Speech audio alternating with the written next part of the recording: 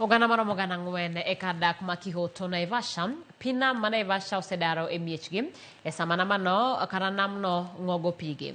Kanyaka sani omedo mana muonyo miere, kuonde ohala kod puothe, gima kelo luoro mokalo e chuny jodak-go.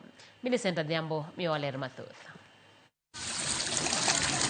E kar dak ma Kihoto e kaunti ma Nakuru, oganda mathoth dar, achiedh nade gi kihondko ni e chunygi e sama gikedo matek mar reso mwandu mekgi kapok pi mawuok e nam ma Naivasha omuonyo gi duto. Pi ma giwacho ni medre pile ka pile gi ondamo mita 10.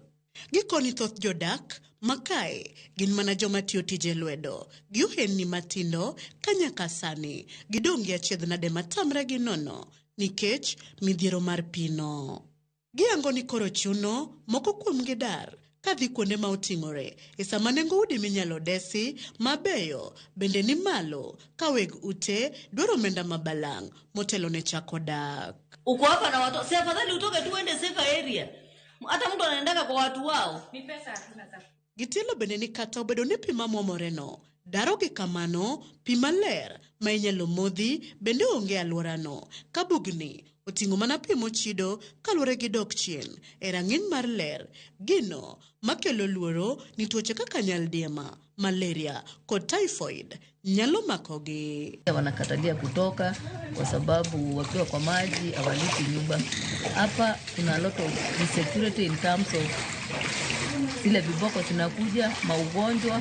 Tunahimiza kila mtu mwenye ako ndani ya maji tafadhali atoke. Atuite, tumsaidie atoke ili at least hata maisha yake yakuwe yako sawa. SHO Gogo, Ten County Manakuru, yango ni gisegololo cha beach, mabiro bedo kakonyo jogo madar mapio sedaro miechgi e sama kwanjo madar medo mana dhi malo. County lorries, county tippers and pickups were dispersed to all of them to Nakuru, Naivasha sub-county, whereby they came to Kyoto and started moving people to safe areas. By doing so, we are able to alleviate the suffering of people by almost 100%. At the moment, county government has moved more than 2,000 people. Jolony bende wacho ni egni machien go namni ne oseng'ok gi ondamo mita 6,210 gima nokelo negi midhiero mokalo. Kakoro gitudo midhiero no gi dinruok magodundu mag taka kod minyaga e alworano. In science, a scientific point of view, it is called a bathymetric study.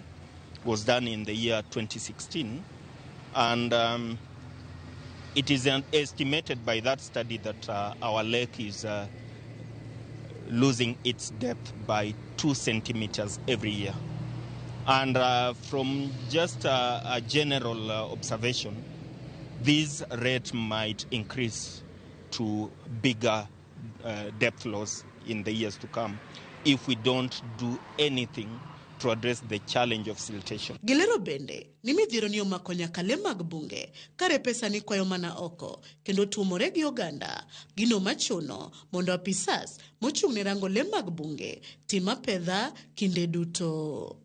Ma koro en momrok mar oula e telo mar adek 2022 ka bende masani ema okelo midhiero maduong' moloyo, midhiero mataro wang' jodak ni nambne biro momore kama nyaka karang'o. Migepe mopogore bende koro wuok oko sundo piny owacho mondo donjre wachni mapiyo kaka nyalore kapok miche gi miche mag oganda omedo yudore kamarach.